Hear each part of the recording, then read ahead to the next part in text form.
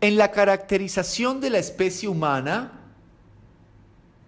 en particular, en esa caracterización que podemos realizar observando el proceso de hominización, encontramos una característica que podemos relacionar con el bipedismo, ya que en el bipedismo se lograba evidenciar una flexibilidad en la sexualidad humana tendente a no depender solo de exigencias reproductoras. Esa flexibilidad va a llevarnos a una característica importante que debemos conocer y cuestionar. Vamos a hablar del exceso pulsional como característica en la especie humana. En la especie humana, la sexualidad no se limita a la reproducción.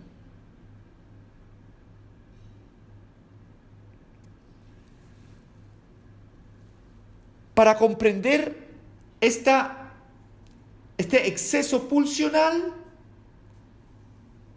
es importante recurrir a la obra de otro de esos grandes autores que, como Darwin,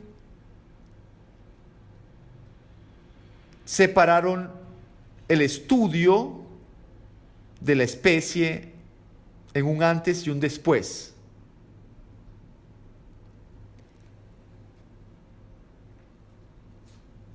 En la obra de Freud encontramos planteado una serie de preocupaciones en torno a la sexualidad humana. En particular, encontramos unos textos en los que dedica ampliamente estas preocupaciones,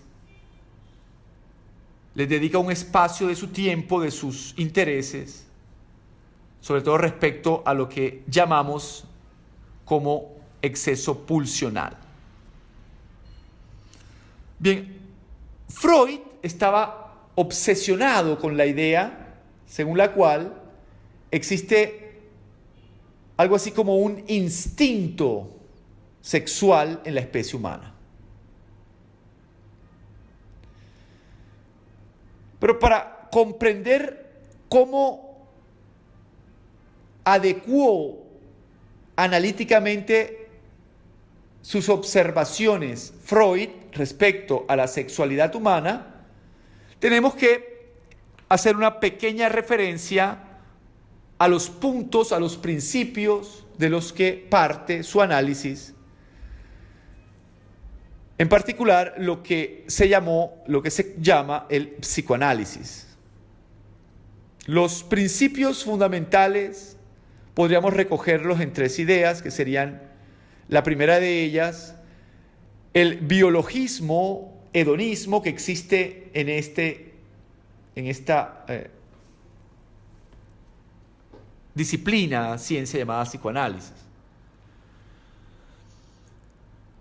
En esta ciencia se considera al ser humano a partir de un modelo que podría ser pensado dentro de lo que en ese momento podía seguramente ejercer una gran influencia sobre Freud, que eran las leyes de la termodinámica.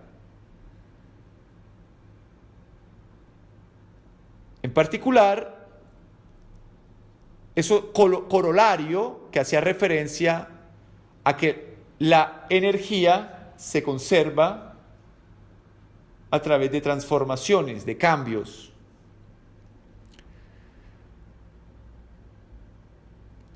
En ese sentido, el ser humano es entendido como un sistema energético que funciona por unos instintos que buscan placer, ser satisfechos. Otro principio del psicoanálisis es el protagonismo que tiene el inconsciente. A diferencia de las preocupaciones de la filosofía moderna, por ejemplo, relativas a la conciencia, a lo que el yo es consciente, el psicoanálisis va a partir del inconsciente. Por eso hay una metáfora de lo que es el iceberg, en lo que vemos solamente una parte que sale del agua, que es el hielo, pero un gran bloque gigantesco, desconocido, que se oculta bajo el agua. Ese gigantesco bloque de hielo es lo que Freud va a llamar el inconsciente. Ese mundo desconocido,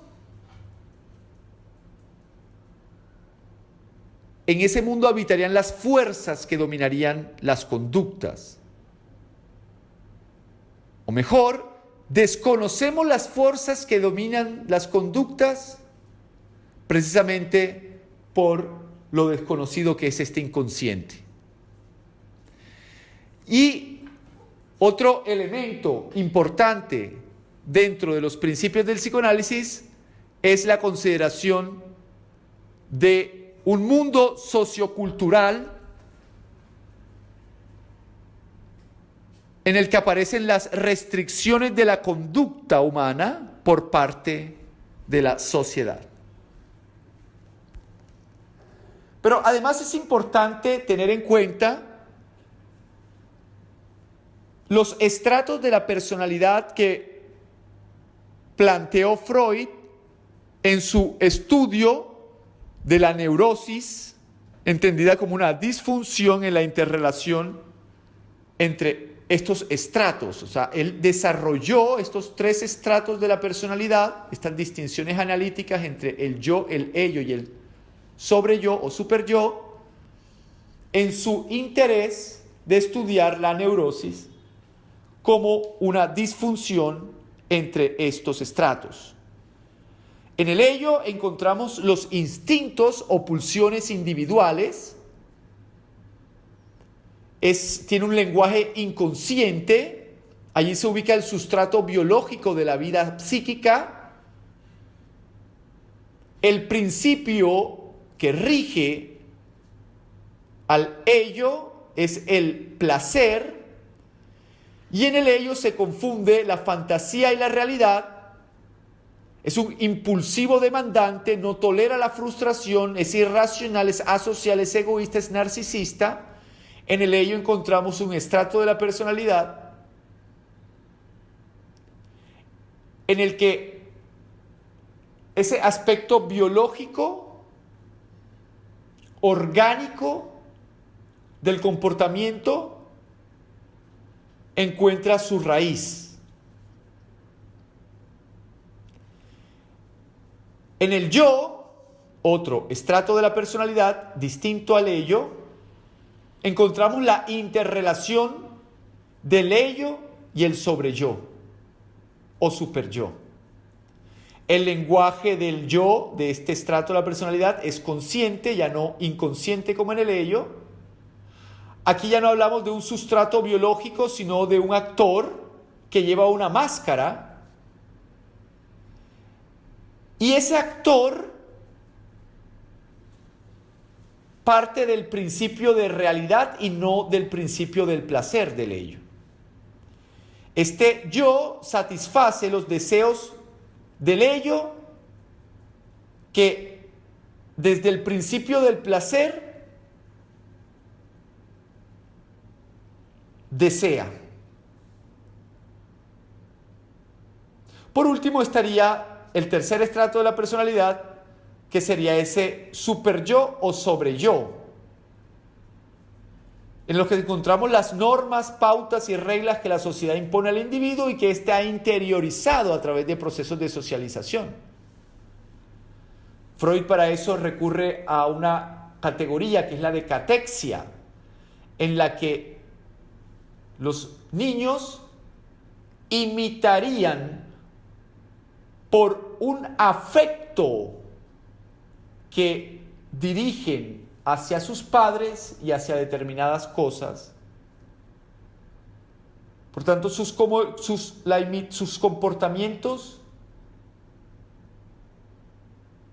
que iría aprendiendo en su proceso de socialización estarían explicados a partir de unos enlaces o unos afectos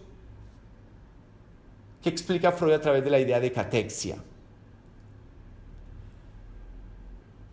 Teniendo claro estos tres estratos de la personalidad y entendiendo que en el ello se encuentra este grupo de pulsiones o de instintos individuales, podemos ahora sí pasar a desarrollar qué es lo que entiende Freud por exceso pulsional y cuál es su aporte en el estudio del comportamiento individual y sobre todo respecto a la sexualidad humana. Bueno, Freud en sus primeros escritos insistía en que existía algo así como un instinto sexual en la especie humana, pero cuando comienza a estudiar más adelante la sublimación de la pulsión sexual, va a descubrir que eso que llamaba instinto debía ser llamado mejor impulso. Por eso pasa del recurso a la palabra alemana Instinct, el instinto, a la palabra pulsión, impulso, der Trieb, el impulso.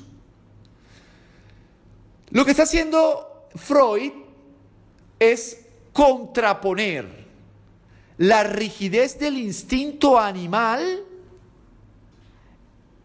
en la plasticidad o frente a la plasticidad de las pulsiones humanas. Por un lado tenemos la rigidez del instinto animal, por otro lado tenemos la plasticidad de las pulsiones humanas.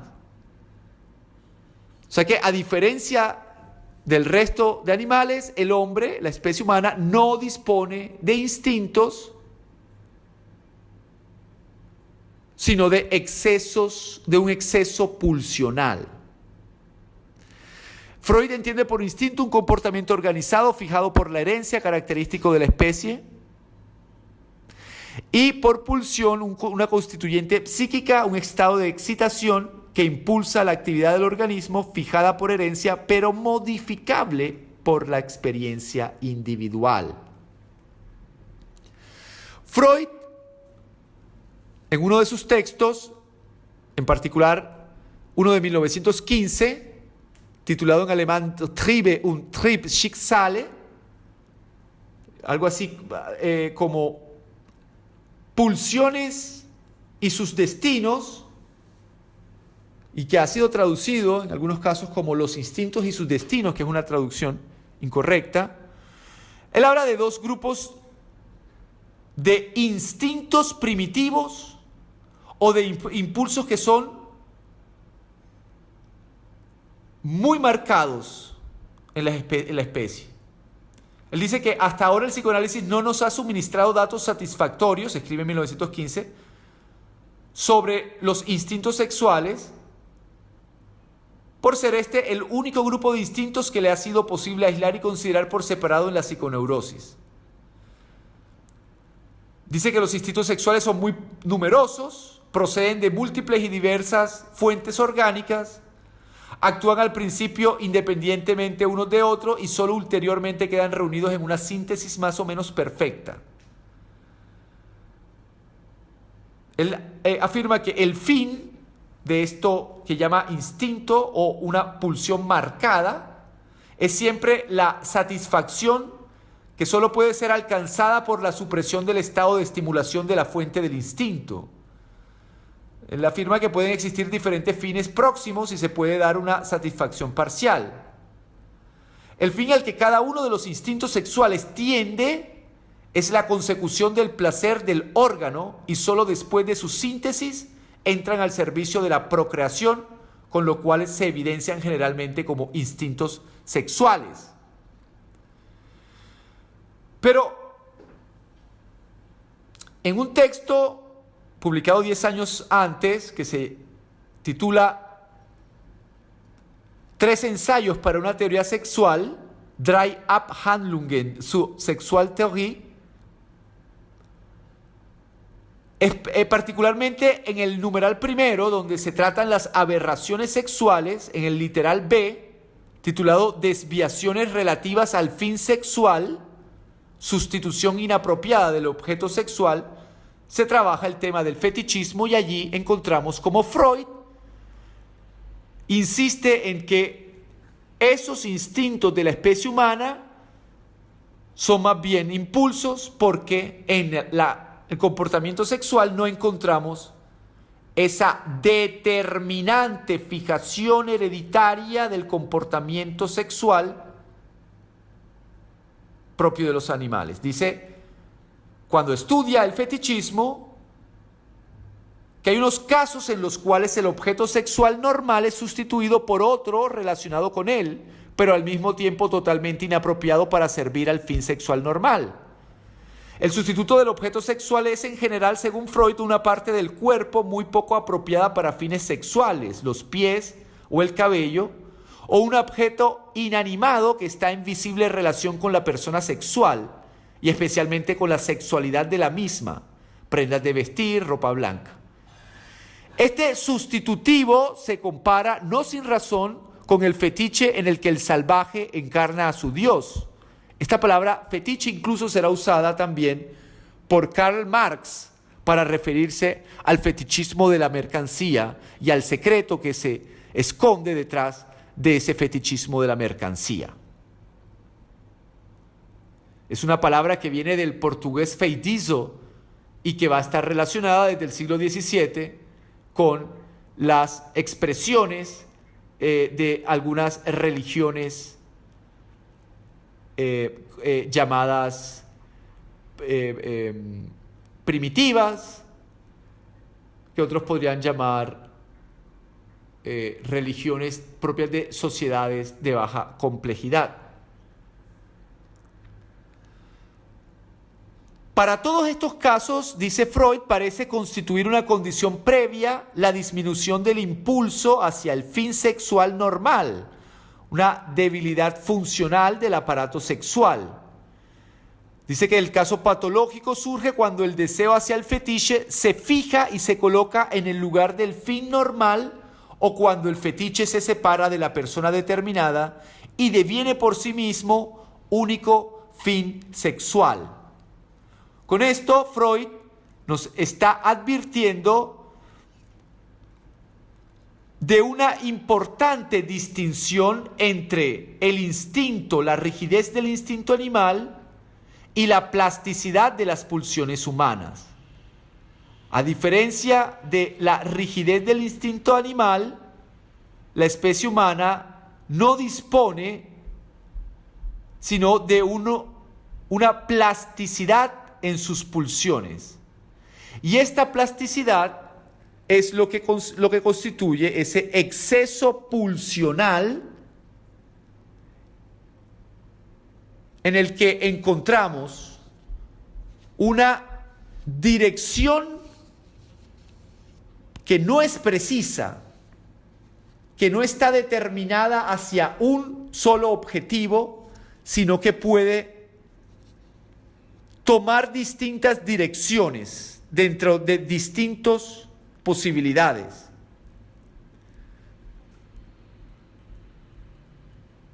De hecho, Freud se refirió a dos de estos impulsos que tenían una marcada direccionalidad y que aún así podían direccionarse hacia distintos objetivos. Y es cuando él estudia